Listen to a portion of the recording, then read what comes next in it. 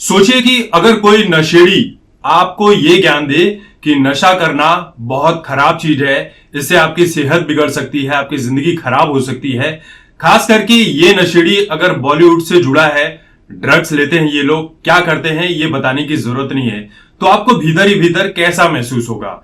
आप तो यही सोचोगे ना कि इसकी खुद की जिंदगी खराब है नशे के चलते और ये हमें ज्ञान देने की कोशिश कर रहा है। या तो इसे नशा ज्यादा हो गया है या नशा जो है वो इसके सर पर सवार हो गया है। एक सड़क छाप कॉमेडियन है मुनव्वर फारूकी। ये वही मुनव्वर फारूकी है जो हिंदू देवी देवताओं के ऊपर अभद्र टिप्पणियां करता है, मजाक करता है, हिंदू धर्म विरोधी बातें करता है। अब इस चीज के चलते इसकी जमकर कुटाई भी की गई और ये महीने भर जेल यात्रा करके भी लौटा है। अब जब से ये जेल यात्रा करके लौटा है, इसके कॉमेडी के शो जहां भी जिस शहर में होते हैं वहां पर कैंसिल करवा दिए जाते हैं हिंदू संगठनों द्वारा, क्योंकि इसने जो काम किया था इसके साथ ऐसा ही होना चाहिए था। और इसके जैसा जो भी काम करे, किसी भी धर्म के विरुद्ध अगर कोई भी गलत शब्द का इस्तेमाल करता है, गलत मजाक करता है, चाहे वो हिंदू धर्म हो, मुस्लिम हो, क्रिश्चियन हो, किसी भी धर्म के ऊपर कोई आपत्तिजनक बातें करता है तो उसकी सजा यही होनी चाहिए। लेकिन इस तरह के सड़क छाप कॉमेडियन का सपोर्ट जो लोग करते हैं उनकी भी सजा यही होनी चाहिए। एक तरफ आप सोचिए कि मुस्लिम धर्म में इस वक्त इस निंदा को लेकर कानून बनाने की बातें चल रही है हमारे देश में, जिसका बॉलीवुड से कई सारे जो मुस्लिम धर्म से जुड़े लोग हैं ये लोग इसका सपोर्ट कर रहे हैं कि हाँ, इस निंदा का कानून बनना चाहिए, भाई ये चीजें नहीं होनी चाहिए। इसको लेकर इनके बीच अभी वाद विवाद चल रहा है कि बनना चाहिए कि नहीं चलना चाहिए।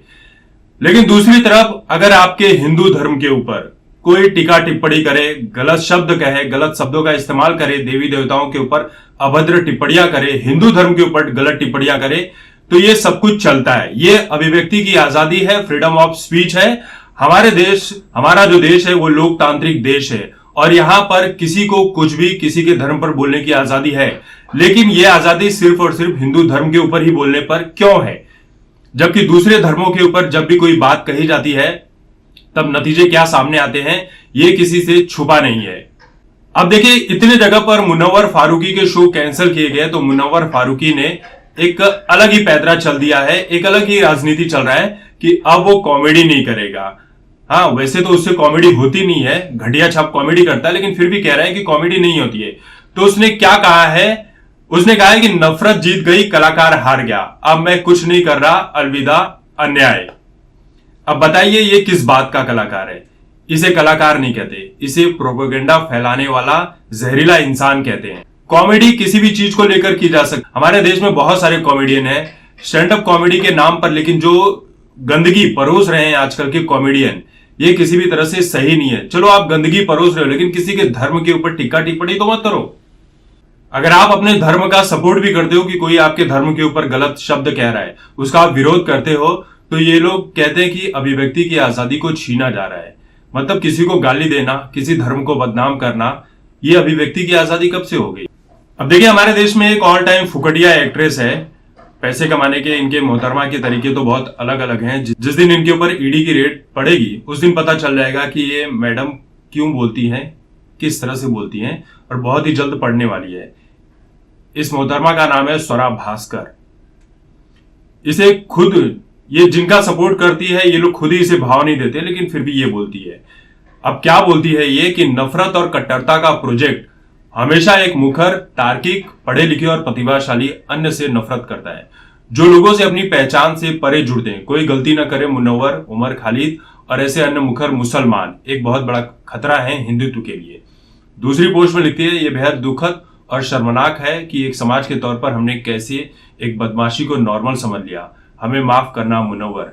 जी हाँ, ये लास्ट वाली लाइन स्वरा ने बिल्कुल सही कही। बदमाशी को कैसे नॉर्मल समझ लिया जाए? बदमाशी को नॉर्मल नहीं समझा जा सकता। ये जो बोल रही है ये अपनी बातों में ही फंस रही है। देखिए, इसे सीरियस लेने की जरूरत नहीं है। ये फ्री फंड वाली औरत है। जब भी कोई हिंदू धर्म को गाली देता है और गाली देने वाले के ऊपर कोई एक्शन लिया जाता है, तब ये मोहतरमा बीप बीप बीप रोना शुरू कर देती है। अब तांडव वेब सीरीज में भगवान शिव का मजाक उड़ाने वाला ईशान अय्यूब, ये अपने आप को बहुत ही टैलेंटेड समझता है कि मैं इतना ज्ञानी हूं, इतना पढ़ा लिखा हूं कि मेरे सामने कोई भी डिबेट में 2 मिनट नहीं टिक सकता है। जो भी लोग हिंदुत्व के नाम पर अपनी अपनी बात रखते हैं, मैं उन सबकी धज्जियां उड़ा सकता हूं। ये क्या लिखता है कि एक समाज के तौर पर हम एक बार फिर से फेल हो गए, लेकिन मुनव्वर भाई उम्मीद मत छोड़ो, तुम्हें जल्द स्टेज पर वापस देखने की इच्छा रखता हूं। हाँ भाई, सरकार चेंज हो जाएगी तो स्टेज पर दिखेगा ही, और जिस तरह से फ्रीडम ऑफ स्पीच की बात कर रहे हैं तब तो बहुत ज्यादा ही कुछ होगा। इनका समाज यही है कि भाई हिंदू धर्म को गाली देते रहो। ये हर बार हिंदू धर्म का मजाक उड़ाते हैं और जब पकड़े जाते हैं तो मुस्लिम विक्टिम कार्ड खेलना शुरू कर देते हैं कि जमकर राजनीति की जाए और जमकर पैसे कमाए जाए। अब मैंने भी ये वीडियो बनाई है तो बहुत सारे हिंदू धर्म के लोग आकर, दूसरे धर्म के लोगों की तो बात ही छोड़ दीजिए, हिंदू धर्म के लोग भी आकर बस राजनीति में किसी की चाटुकारिता कर रहे हैं तो यहां पर आकर बोलेंगे कि भाई तू नफरत की राजनीति कर रहा है, नफरत भरी बातें फैला रहा है। तो आप डिसाइड कीजिए कि मैंने नफरत भरी बातें फैलाई है या सच बताया है।